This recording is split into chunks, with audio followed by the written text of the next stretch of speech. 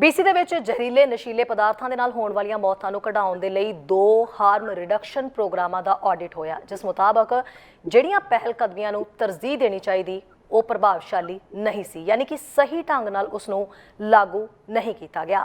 इस संबंधी ज़्यादा गलबात जिहड़ी है वो करन जा रहे सी मैंटल हैल्थ एंड एडिक्शन मंत्री जेनिफर वाइटसाइड ते दलजीत बदेशा जी, जो कि एग्जीक्यूटिव डायरैक्टर ने सच जिहड़ी कि फाउंडेशन है उन्हां नाल इस संबंधी जिहड़ी है असीं गलबात करांगे कि आखिरकार ये फैसले लैणे क्यों जरूरी होए। फस्ट आपां मिनिस्टर जेनिफर नाल गलबात करांगे। Hi minister Jennifer वाइटसाइड।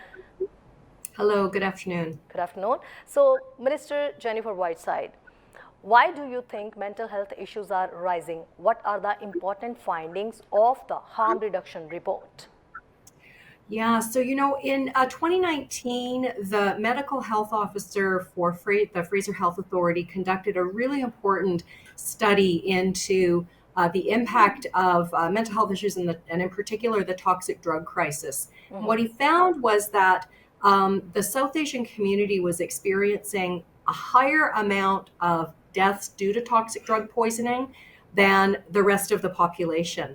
And this has spurred quite a bit of concern around really understanding what is happening inside of the South Asian community so that we can better support and connect people to the kind of care and support that they need in order to address both mental health and substance use issues. Okay, so what does BC government plan to do in this regard? So we have Fraser Health has created the Roshni Clinic, which is located at Surrey Memorial Hospital, which provides care and support to the South Asian population, and they have really seen their patient base grow significantly in the last few years, and they provide very rapid access, same day service, outpatient treatment. They connect people to bed-based care if that's what folks need. But they're really providing a very compassionate and very culturally safe way for people to reach out and get support, the support that they need. They also work closely with the Rapid Access Addiction Clinic at Surrey Memorial Hospital, who sometimes also are referring patients who need support from Roshni. So there are really important resources within the health community.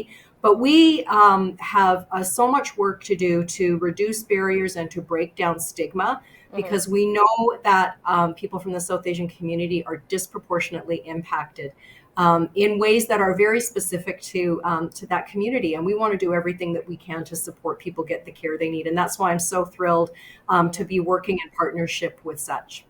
Okay. So what are the main reason in your view for the rise in mental health issue among South Asian in particular?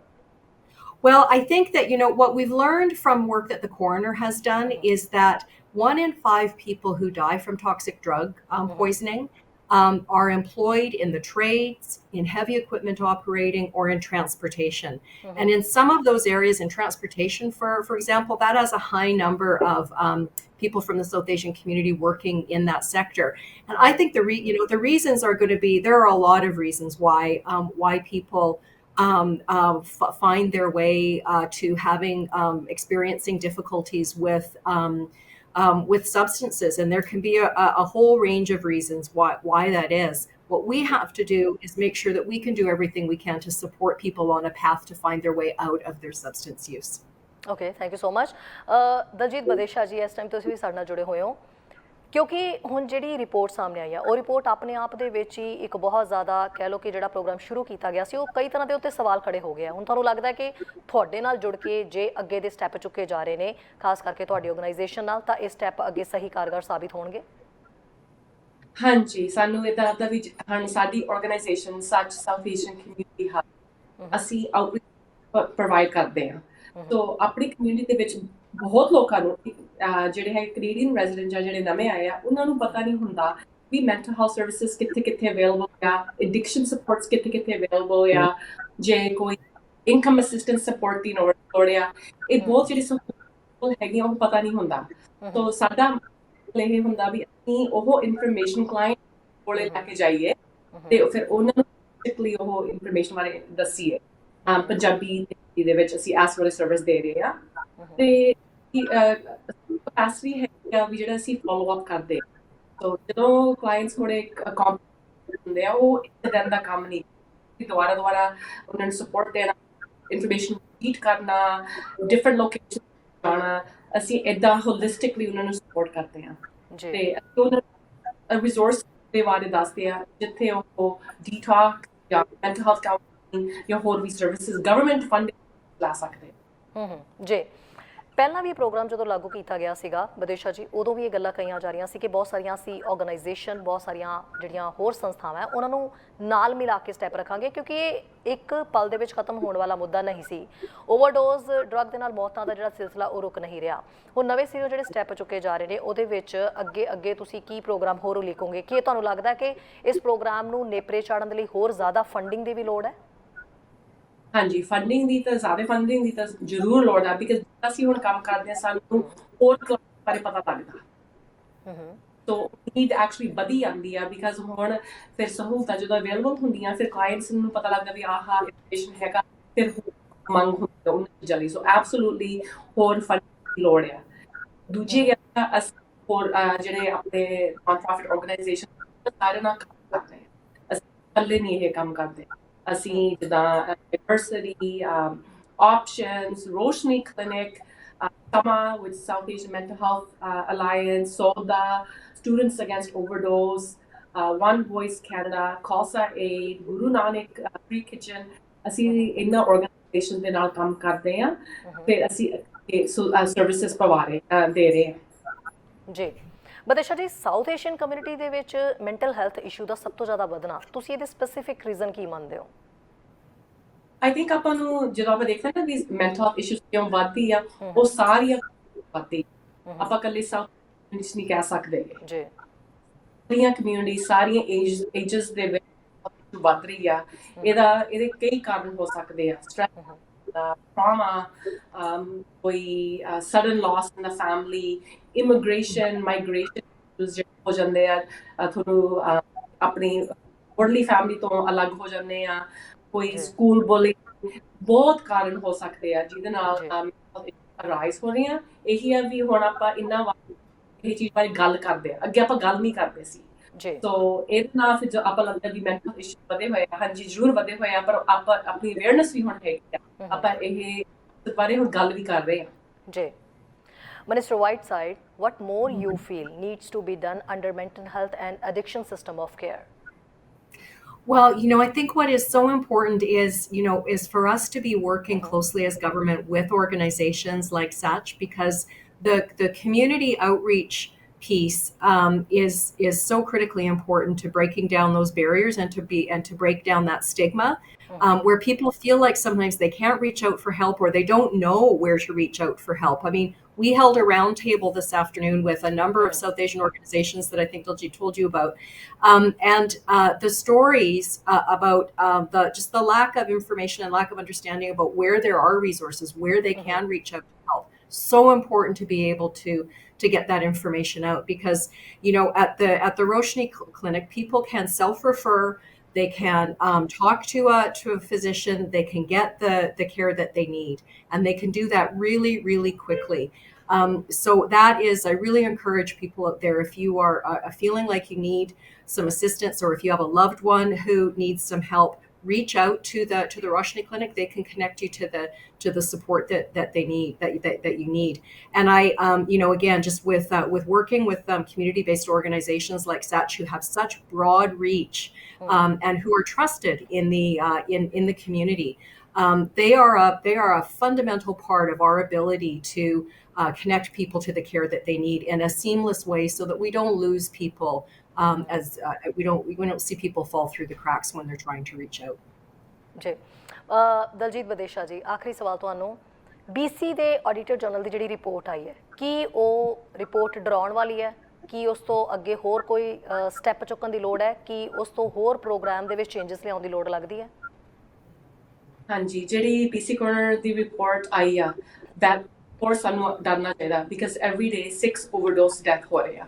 ਉਹਦੇ ਵਿੱਚ ਆਪਾਂ south as a community over represented ਆ ਜੀ, ਤੇ middle age man in general ਦਾ number ਜ਼ਿਆਦਾ ਆਉਂਦਾ ਆ, ਤੇ ਸਾਊਥ ਏਸ਼ੀਅਨ ਮੈਨ ਐਂਡ ਇੱਕ ਹੋਰ ਵੀ ਉਹਦੇ 'ਚ ਗੱਲ ਆਈ ਥਿੰਕ ਜਿਹਨੂੰ ਆਪਾਂ ਜ਼ਿਆਦਾ ਫਿਕਰ ਕਰਨਾ ਚਾਹੀਦਾ ਵੀ ਓਵਰਡੋਸ ਡੈਥਸ ਜਿਹੜੇ ਉਹ ਘਰਾਂ ਦੇ ਵਿੱਚ ਹੁੰਦੇ ਆ ਕਈ ਵਾਰੀ ਆਪਾਂ ਸੋਚਦੇ ਸਟਰੀਟ ਇੰਟਰੈਂਚਡ ਸਟਰੀਟ ਤੇ ਕੋਈ ਰਹਿੰਦਾ ਕੋਈ ਹੋਮਲੈਸ ਪਰਸਨ ਦੀ ਓਵਰਡੋਸ ਹੈ but that's not true the report is showing us majority of ਜਿਹੜੇ deaths ਆ ਉਹ ਘਰ ਦੇ ਵਿੱਚ ਹੀ ਹੋ ਇਹ ਕਿਉਂ ਹੋ ਰਿਹਾ ਆਪਾਂ ਜਦੋਂ ਆਪਾਂ ਨੂੰ ਹੈਲਪ ਦੀ ਲੋੜ ਹੈ ਆਪਾਂ ਕਿਉਂ ਹੈਲਪ ਲੈਣ ਸਾਊਥ ਏਸ਼ੀਅਨ ਕਮਿਊਨਿਟੀ ਸਰਵਿਸਿਜ਼ ਹੈਗੀਆਂ ਸੋ ਇਹਦੇ ਬਾਰੇ ਆਪਾਂ ਨੂੰ ਹੁਣ ਧਿਆਨ ਵੀ ਜੇ ਆਪਣੇ ਕੋਈ ਵੀ ਪਰਿਵਾਰ ਮੈਂਬਰ ਫੈਮਿਲੀ ਜਿਹਨੂੰ ਹੈਲਪ ਦੀ ਲੋੜ ਹੈ ਮੈਂਟਲ ਹੈਲਥ ਐਡਿਕਸ਼ਨ ਸਪੋਰਟ ਆਪਾਂ ਜਿਹੜਾ ਸਟਿਗਮਾ ਐਜ਼ ਅ ਕਮਿਊਨਿਟੀ ਆਪਾਂ ਉਹਨੂੰ ਘਟਾਈਏ ਵੀ ਆਪਾਂ ਨੂੰ ਆਏ ਨਾ ਲੱਗੇ ਵੀ ਜੇ ਅਸੀਂ ਹੈਲਪ ਲੈ ਰਹੇ ਵੀ ਅਸੀਂ ਘੱਟ ਹੋ ਗਏ ਹਨਾ ਆਪਾਂ ਨੂੰ ਲੱਗੇ ਕਿ ਤੁਸੀਂ ਹੈਲਪ ਲਓ ਤੁਹਾਨੂੰ ਫਾਇਦਾ ਤੁਹਾਡੇ ਪਰਿਵਾਰ ਨੂੰ ਫਾਇਦਾ ਆਪਣੀ ਸਾਰੀ ਕਮਿਊਨਿਟੀ ਨੂੰ ਫਾਇਦਾ ਇਹਨੂੰ ਨੈਗੇਟਿਵ ਚੀਜ਼ ਨਾਲ ਆਪਾਂ ਚੰਗੀ ਚੀਜ਼ ਸਮਝੀਏ ਵੀ ਆਪਾਂ ਹੈਲਪ ਲੈ ਰਹੇ ਹਾਂ ਇਹਦੇ ਨਾਲ ਆਪਣੀ ਕਮਿਊਨਿਟੀ ਤਰੱਕੀ ਕਰ ਸਕਦੀ ਹੈ ਜੀ thank you so much Daljit Badesha ji ਸਾਡੇ ਨਾਲ ਇਸ ਮੁੱਦੇ ਦੇ ਉੱਤੇ ਗੱਲਬਾਤ ਕਰਨ ਦੇ ਲਈ and thank you so much minister Jennifer Whiteside thank Thank you so much. Canada ਦੀ ਸਾਲਾਨਾ ਮਹਿੰਗਾਈ ਦਰ ਫਰਵਰੀ ਮਹੀਨੇ ਘਟ ਕੇ 2.8% ਦਰਜ ਕੀਤੀ ਗਈ। ਮੰਗਲਵਾਰ ਨੂੰ ਸਟੈਟਿਸਟਿਕਸ ਕੈਨੇਡਾ ਵੱਲੋਂ ਜਾਰੀ ਅੰਕੜਿਆਂ ਅਨੁਸਾਰ ਸੈਲੂਲਰ ਸੇਵਾਵਾਂ, ਗਰੋਸਰੀਆਂ ਅਤੇ ਇੰਟਰਨੈਟ ਸੇਵਾਵਾਂ ਦੀਆਂ ਕੀਮਤਾਂ ਵਿੱਚ ਕਮੀ ਆਉਣ ਤੇ ਮਹਿੰਗਾਈ ਦਰ ਹੇਠਾਂ ਵੱਲ ਨੂੰ ਆਈ। ਜਨਵਰੀ ਵਿੱਚ ਮਹਿੰਗਾਈ ਦਰ 2.9% ਆਉਣ ਤੋਂ ਬਾਅਦ ਫਰਵਰੀ ਲਈ ਅਰਥਸ਼ਾਸਤਰੀਆਂ ਨੇ ਦਰ ਦੇ ਵਿੱਚ ਵਾਧੇ ਦੀ ਪੇਸ਼ਨਗੋਈ ਕੀਤੀ ਹੈ। ਕਿਰਾਏ ਤੇ ਮਾਰਗੇਜ ਲਾਗਤਾਂ ਮਹਿੰਗਾਈ ਦਰ ਨੂੰ ਉੱਪਰ ਵੱਲ ਰੱਖਣ ਦਾ ਪ੍ਰਮੁੱਖ ਕਾਰਨ ਰਹੇ। ਪਿਛਲੇ ਸਾਲ ਦੀ ਤੁਲਨਾ ਦੇ ਵਿੱਚ ਮਾਰਗੇਜ ਵਿਆਜ ਲਾਗਤ 26.3% ਤੇ ਕਿਰਾਏ 8.2% ਵੱਧ ਦਰਜ ਕੀਤੇ ਗਏ। ਗੈਸ ਦੀਆਂ ਕੀਮਤਾਂ ਜਨਵਰੀ ਵਿੱਚ 4% ਦੇ ਨਿਘਾਰ ਤੋਂ ਬਾਅਦ ਸਾਲ ਦਰ ਸਾਲ ਪੱਧਰ ਤੇ ਫਰਵਰੀ ਵਿੱਚ 0.8% ਵਧੀਆਂ। ਸਟੋਰਾਂ ਤੋਂ ਖਰੀਦੇ ਭੋਜਨ ਦੀਆਂ ਕੀਮਤਾਂ ਵਿੱਚ ਪਿਛਲੇ ਸਾਲ ਫਰਵਰੀ ਦੀ ਤੁਲਨਾ ਵਿੱਚ 2.4% ਦਾ ਵਾਧਾ ਹੋਇਆ। ਅਕਤੂਬਰ 2021 ਤੋਂ ਬਾਅਦ ਇਹ ਪਹਿਲੀ ਵਾਰੀ ਹੈ ਕਿ ਭੋਜਨ ਮਹਿੰਗਾਈ ਦਰ ਸਮੁੱਚੀ ਮਹਿੰਗਾਈ ਦਰ ਨਾਲੋਂ ਘੱਟ ਦਰਜ ਹੋਈ। ਐਂਗਸ ਰੇਡ ਇੰਸਟੀਚਿਊਟ ਪੋਲ ਦੇ ਅਨੁਸਾਰ ਪ੍ਰੀਮੀਅਰ ਡੇਵਿਡ ਈਬੀ ਅਜੇ ਵੀ ਲੋਕਾਂ ਦੀ ਪਸੰਦੀਦਾ ਪਾਰਟੀ ਬਣੇ ਹੋਏ ਨੇ। ਕੇਵਿਨ ਫਾਲਕਨ ਤੋਂ ਇਹ ਬਹੁਤ ਅੱਗੇ ਹੈ। ਮੁੱਖ ਮੁੱਦਿਆਂ ਦੇ ਨਾਲ ਨਜਿੱਠਣ ਕਾਰਨ ਇਹ ਪਾਰਟੀ ਸਭ ਦੀ ਹਰਮਨ ਪਿਆਰੀ ਬਣੀ ਹੈ। ਹਾਲਾਂਕਿ ਜ਼ਿਆਦਾਤਰ ਉੱਤਰਦਾਤਾਵਾਂ ਦਾ ਕਹਿਣ ਦੇ ਬਾਵਜੂਦ ਵੀ ਉਹ ਮਹਿਸੂਸ ਨਹੀਂ ਕਰਦੇ ਕਿ ਸੂਬਾਈ ਸਰਕਾਰ ਨੇ ਰਹਿਣ ਸਹਿਣ ਦੀ ਲਾਗਤ ਤੇ ਸਿਹਤ ਦੇਖਭਾਲ ਦੀ ਪਹੁੰਚ, ਸਟਰੀਟ ਕ੍ਰਾਈਮ, ਕਲਾਈਮੇਟ ਚੇਂਜ ਦੇ ਵਿੱਚ ਸੁਧਾਰ ਕੀਤਾ ਹੈ। ਫਿਰ ਵੀ ਪੋਲ ਐਨਡੀਪੀ ਦੇ ਹੱਕ ਦੇ ਵਿੱਚ ਜਾ ਰਹੇ ਨੇ। ਹਾਲ ਹੀ ਦੇ ਵਿੱਚ ਹੋਈ ਪੋਲਿੰਗ ਵਿੱਚ BC ਪ੍ਰੀਮੀਅਰ ਡੇਵਿਡ ਈਬੀ ਅਕਤੂਬਰ ਦੇ ਵਿੱਚ ਹੋਣ ਵਾਲੀਆਂ ਚੋਣਾਂ ਤੋਂ ਪਹਿਲਾਂ ਵੋਟਰਾਂ ਵਿੱਚ ਸਭ ਤੋਂ ਵੱਧ ਪ੍ਰਸਿੱਧ ਵਿਕਲਪ ਬਣੇ ਹੋਏ ਨੇ। ਐਂਗਸ ਰੇਡ ਇੰਸਟੀਚਿਊਟ ਦੀ ਰਿਪੋਰਟ ਹੈ ਕਿ BC ਐਨਡੀਪੀ ਨੇ ਮੌਜੂਦਾ ਸਮੇਂ ਵਿੱਚ BC ਦੇ 43% ਦੀ ਵੋਟ ਇਰਾਦੇ ਨੂੰ ਬਰਕਰਾਰ ਰੱਖਿਆ ਹੈ, ਜਦੋਂ ਕਿ ਕੰਜ਼ਰਵੇਟਿਵ ਪਾਰਟੀ ਤੇ BC ਯੂਨਾਈਟਿਡ ਸਿਰਫ 22% ਤੇ ਹੀ ਰਹੇ। ਹਾਲਾਂਕਿ ਪੋਲਿੰਗ ਕਰਨ ਵਾਲਿਆਂ ਨੇ ਅਜੇ ਵੀ ਐਨਡੀਪੀ ਸਰਕਾਰ ਦੀਆਂ ਹਾਲੀਆ ਕਾਰਗੁਜ਼ਾਰੀ ਤੋਂ ਆਪਣੀ ਨਾਖੁਸ਼ੀ ਦੀ ਰਿਪੋਰਟ ਕੀਤੀ। ਇਸ ਨੂੰ ਸਿਹਤ ਦੇਖਭਾਲ, ਰਹਿਣ ਸਹਿਣ ਦੀ ਲਾਗਤ ਤੇ ਰਿਹਾਇਸ਼ ਵਰਗੇ ਪ੍ਰਮੁੱਖ ਮੁੱਦਿਆਂ ਤੇ ਮਾੜੀ ਕਾਰਗੁਜ਼ਾਰੀ ਦਾ ਦਰਜਾ ਦਿੱਤਾ ਹੈ। ਇਹ ਨਤੀਜੇ 28 ਫਰਵਰੀ ਤੇ 6 ਮਾਰਚ ਦੇ ਵਿਚਕਾਰ ਸੰਸਥਾ ਦੁਆਰਾ ਕਰਵਾਏ ਗਏ ਇੱਕ ਆਨਲਾਈਨ ਸਰਵੇਖਣ ਤੋਂ ਆਏ ਨੇ। ਐਂਗਸ ਰੀਡ ਫੋਰਮ ਦੇ ਮੈਂਬਰ 809 BC ਦੇ ਬਾਲਗਾਂ ਦੇ ਇੱਕ ਬੇਤਰਤੀਬੇ ਨਮੂਨੇ ਦੀ ਚੋਣ ਕੀਤੀ ਗਈ ਸੀ। ਲੋਅਰ ਮੇਨਲੈਂਡ ਫਰੇਜ਼ਰ ਵੈਲੀ ਖੇਤਰ ਪ੍ਰੋਵਿੰਸ ਵਿੱਚ ਸਭ ਤੋਂ ਵੱਧ ਪ੍ਰਤੀਯੋਗੀ ਪਾਇਆ ਗਿਆ ਸੀ, ਜਿਸ ਵਿੱਚ BC ਐਨਡੀਪੀ ਨੇ ਸਮਰਥਨ ਦੇ ਮਾਮਲੇ ਵਿੱਚ ਕੰਜ਼ਰਵੇਟਿਵਾਂ ਨਾਲੋਂ 6% ਦੀ ਲੀਡ ਹਾਸਲ ਕੀਤੀ ਸੀ। BC ਯੂਨਾਈਟਿਡ ਤੀਜੇ ਸਥਾਨ ਤੇ ਕਰੀਬ 2% ਪਿੱਛੇ ਹੈ। ਇਸ ਦੌਰਾਨ BC ਐਨਡੀਪੀ ਕੋਲ ਮੈਟਰੋ ਵੈਨਕੂਵਰ ਵਿੱਚ ਮਜ਼ਬੂਤ ਲੀਡ ਹੈ, ਜਿੱਥੇ ਅੱਧੇ ਵੋਟਰਾਂ ਨੇ ਕਿਹਾ ਹੈ ਕਿ ਉਹ ਈਬੀ ਦੀ ਪਾਰਟੀ ਨੂੰ ਵੋਟ ਪਾਉਣ ਦਾ ਇਰਾਦਾ ਰੱਖਦੇ ਨੇ। ਸਰਵੇਖਣ ਵਿੱਚ ਪਾਇਆ ਗਿਆ ਕਿ ਵੋਟਰਾਂ ਨੇ BC ਐਨਡੀਪੀ ਨੂੰ ਸਿਹਤ ਦੇਖਭਾਲ, ਮਹਿੰਗਾਈ ਤੇ ਰਿਹਾਇਸ਼ ਵਰਗੇ ਮੁੱਦਿਆਂ ਨੂੰ ਸੰਭਾਲਣ ਲਈ ਸਭ ਤੋਂ ਅਨੁਕੂਲ ਪਾਰਟੀ ਵਜੋਂ ਚੁਣਿਆ ਹੈ।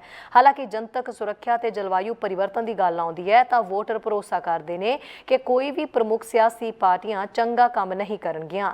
ਸਰਵੇਖਣ ਕੀਤੇ ਗਏ ਲੋਕਾਂ ਵਿੱਚੋਂ ਅੱਧੇ ਤੋਂ ਵੱਧ ਨੇ ਕਿਹਾ ਕਿ ਉਹ ਇੱਕ ਪਾਰਟੀ ਦਾ ਸਮਰਥਨ ਕਰ ਰਹੇ ਨੇ ਕਿਉਂਕਿ ਉਹ ਸੱਚਮੁੱਚ ਇਸ ਤੇ ਭਰੋਸਾ ਕਰਦੇ ਨੇ, ਜਦੋਂ ਕਿ ਦੂਜੇ ਅੱਧ ਨੇ ਕਿਹਾ ਕਿ ਉਹ ਸਿਰਫ ਇੱਕ ਪਾਰਟੀ ਦਾ ਸਮਰਥਨ ਕਰ ਰਹੇ ਨੇ ਕਿਉਂਕਿ ਉਹ ਦੂਜਿਆਂ ਦੇ ਲਈ ਉਹਨਾਂ ਦੀ ਨਫ਼ਰਤ ਦੇ ਕਾਰਨ ਨੇ। ਸੂਬਾਈ ਚੋਣਾਂ 19 ਅਕਤੂਬਰ ਨੂੰ ਹੋਣੀਆਂ ਨੇ। ਉੱਤਰੀ ਵੈਨਕੂਵਰ ਦੇ ਵਿੱਚ ਮੇਨ ਸਟਰੀਟ ਓਵਰਪਾਸ ਦੇ ਵਿੱਚ ਇੱਕ ਵੱਡੀ ਰਿਜ ਦੇ ਕ੍ਰੈਸ਼ ਹੋਣ ਤੋਂ ਠੀਕ 6 ਮਹੀਨੇ ਬੀਤ ਚੁੱਕੇ ਨੇ, ਪਰ ਇਸ ਦੇ ਟ੍ਰੈਫਿਕ ਨੂੰ ਨੁਕਸਾਨ ਵੀ ਪਹੁੰਚਾਇਆ ਗਿਆ, ਪਰ ਅਜੇ ਤੱਕ ਕਿਸੇ ਨੂੰ ਵੀ ਇਸ ਹਾਦਸੇ ਲਈ ਜ਼ਿੰਮੇਵਾਰ ਨਹੀਂ ਠਹਿਰਾਇਆ ਗਿਆ।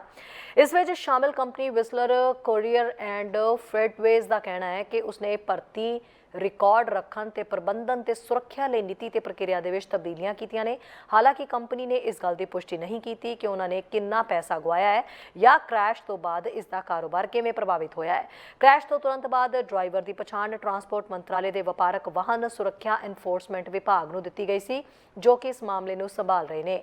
ਮੰਤਰਾਲੇ ਦਾ ਕਹਿਣਾ ਹੈ ਕਿ ਉਹਨਾਂ ਦਾ ਧਿਆਨ ਸਿਰਫ ਕੈਰੀਅਰ ਤੇ ਸੀ। 19 ਸਤੰਬਰ ਦੀ ਘਟਨਾ ਬਾਰੇ CVSE ਦੀ ਜਾਂਚ ਸਿਰਫ ਮੋਟਰ ਵਹੀਕਲ ਐਕਟ ਰੈਗੂਲੇਸ਼ਨ ਦੇ ਤਹਿਤ ਕੈਰੀਅਰ ਤੇ ਉਹਨਾਂ ਦੀਆਂ ਜ਼ਿੰਮੇਵਾਰੀਆਂ ਤੇ ਕੇਂਦਰਿਤ ਸੀ। ਇਸ ਘਟਨਾ ਵਿੱਚ ਸ਼ਾਮਿਲ ਡਰਾਈਵਰ ਦੇ ਨਾਲ ਸੰਬੰਧਿਤ ਕੋਈ ਵੀ ਸਵਾਲ RCMP ਨੂੰ ਭੇਜੇ ਜਾਣੇ ਚਾਹੀਦੇ ਨੇ। ਉੱਤਰੀ ਵੈਨਕੂਵਰ RCMP ਨੇ ਕਿਹਾ ਹੈ ਕਿ ਉਹਨਾਂ ਕੋਲ ਫਾਈਲ ਬਾਰੇ ਪਿਛਲੇ ਬਿਆਨਾਂ ਵਿੱਚ ਸ਼ਾਮਿਲ ਕਰਨ ਲਈ ਕੁਝ ਨਹੀਂ ਹੈ। ਓਵਰਪਾਸ ਕ੍ਰੈਸ਼ ਲੋਅਰ ਮੇਨਲੈਂਡ ਦੇ ਵਿੱਚ ਸਭ ਤੋਂ ਵੱਧ ਚਰਚਾ ਦਾ ਮੁੱਦਾ ਹੈ। ਇੰਨਾ ਜ਼ਿਆਦਾ ਸੂਬਾਈ ਸਰਕਾਰ ਨੇ ਇਸ ਮਹੀਨੇ ਦੇ ਸ਼ੁਰੂ ਵਿੱਚ ਕਾਨੂੰਨ ਦਾ ਪ੍ਰਸਤਾਵ ਦੇ ਕੇ ਕਾਰਵਾਈ ਕੀਤੀ ਸੀ, ਜਿਸ ਵਿੱਚ ਸ਼ਾਮਿਲ ਕੰਪਨੀਆਂ ਲਈ ਜੁਰਮਾਨੇ ਨੂੰ $1 ਲੱਖ ਤੱਕ ਵਧਾਇਆ ਜਾਏਗਾ ਤੇ ਡਰਾਈਵਰ ਦੇ ਦੋਸ਼ੀ ਹੋਣ ਤੇ 18 ਮਹੀਨਿਆਂ ਤੱਕ ਦੀ ਕੈਦ ਹੋਵੇਗੀ। ਦਸੰਬਰ ਵਿੱਚ BC ਸਰਕਾਰ ਨੇ ਮੌਜੂਦਾ ਕਾਨੂੰਨ ਅਧੀਨ ਸਭ ਤੋਂ ਵੱਧ ਜੁਰਮਾਨੇ ਨੂੰ $100 ਤੋਂ ਵਧਾ ਕੇ $500 ਕਰ ਦਿੱਤਾ ਹੈ। ਪਿਛਲੇ 2 ਸਾਲਾਂ ਵਿੱਚ ਕਰੀਬ 3 ਦਰਜਨ ਓਵਰਪਾਸ ਹੜਤਾਲਾਂ ਹੋਈਆਂ ਨੇ। ਕੈਨੇਡਾ ਵਿੱਚ ਜੰਗਲੀ ਅੱਗਾਂ ਦਾ ਕਹਿਰ ਪਿਛਲੇ ਸਾਲ ਬਹੁਤ ਜ਼ਿਆਦਾ ਰਿਹਾ, ਜਿਸ ਨਾਲ ਜਿੱਥੇ ਮਿਲੀਅਨਸ ਆਫ ਡਾਲਰ ਦਾ ਨੁਕਸਾਨ ਹੋਇਆ, ਉੱਥੇ ਹੀ ਵਾਤਾਵਰਣ ਤੇ 에ਅਰ ਇੰਡੈਕਸ ਤੇ ਵੀ ਇਸ ਦਾ ਅਸਰ ਸਾਫ਼ ਰੂਪ ਵਿੱਚ ਦਿਖਾਈ ਦਿੱਤਾ ਹੈ। 에ਅਰ ਇੰਡੈਕਸ ਸੰਬੰਧੀ ਜਾਰੀ ਕੀਤੇ ਗਏ ਤਾਜ਼ਾ ਅੰਕੜਿਆਂ ਅਨੁਸਾਰ ਹਵਾ ਗੁਣਵੱਤਾ ਜੰਗਲੀ ਅੱਗਾਂ ਕਾਰਨ ਅਮਰੀਕਾ ਤੇ ਕੈਨੇਡਾ ਦੇ ਨਾਰਦਰਨ ਇਲਾਕੇ ਦੇ ਵਿੱਚ ਕਾਫੀ ਪ੍ਰਭਾਵ ਰਿਹਾ ਹੈ। ਕੈਨੇਡਾ ਦੇ ਕਈ ਸ਼ਹਿਰਾਂ ਵਿੱਚ ਹਵਾ ਦੀ ਕੁਆਲਿਟੀ ਪਹਿਲੀ ਵਾਰ ਅਮਰੀਕਾ ਦੇ ਮੁਕਾਬਲੇ ਵੀ ਖਰਾਬ ਰਹੀ ਹੈ। ਸਵਿਸ ਕੰਪਨੀ AQRE ਦੀ 2023 ਦੀ ਵਰਲਡ 에ਅਰ ਕੁਆਲਿਟੀ ਰਿਪੋਰਟ ਦੇ ਵਿੱਚ ਕਿਹਾ ਗਿਆ ਹੈ ਕਿ ਕੈਨੇਡਾ ਦੀ ਹਵਾ ਦੀ ਗੁਣਵੱਤਾ ਵਿੱਚ ਗਿਰਾਵਟ ਤੇ ਜੰਗਲੀ ਅੱਗ ਦਾ ਵੱਡਾ ਪ੍ਰਭਾਵ ਸੀ। ਇਸ ਸੰਸਥਾ ਨੇ 2018 ਦੇ ਵਿੱਚ ਇਸ ਸੰਬੰਧੀ ਹਿਸਾਬ ਕਿਤਾਬ ਰੱਖਣਾ ਸ਼ੁਰੂ ਕੀਤਾ ਸੀ।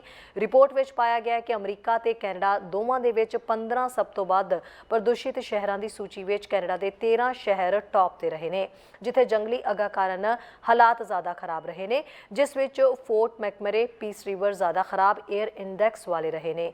ਰਿਪੋਰਟ ਵਿੱਚ ਸਰਵੇਖਣ ਕੀਤੇ ਗਏ 134 ਦੇਸ਼ਾਂ ਜਾਂ ਖੇਤਰਾਂ ਵਿੱਚੋਂ 92 ਦੇ ਮੁਕਾਬਲੇ ਕੈਨੇਡਾ ਘੱਟ ਪ੍ਰਦੂਸ਼ਿਤ ਸੀ। ਸਭ ਤੋਂ ਖਰਾਬ ਰੈਂਕਿੰਗ ਵਾਲੇ ਬੰਗਲਾਦੇਸ਼ ਦੀ ਔਸਤ ਸਾਲਾਨਾ ਪ੍ਰਦੂਸ਼ਣ ਦਾ 8ਵਾਂ ਹਿੱਸਾ ਕੈਨੇਡਾ ਵਿੱਚ ਰਿਹਾ ਹੈ। ਸਿਰਫ 7 ਮੁਲਕਾਂ ਵੱਲ ਵਰਲਡ ਹੈਲਥ ਆਰਗੇਨਾਈਜੇਸ਼ਨ ਮੁਤਾਬਕ ਪ੍ਰਦੂਸ਼ਣ ਸੰਬੰਧੀ ਸਹੀ ਨਿਰੀਖਣ ਕੀਤਾ ਗਿਆ ਹੈ।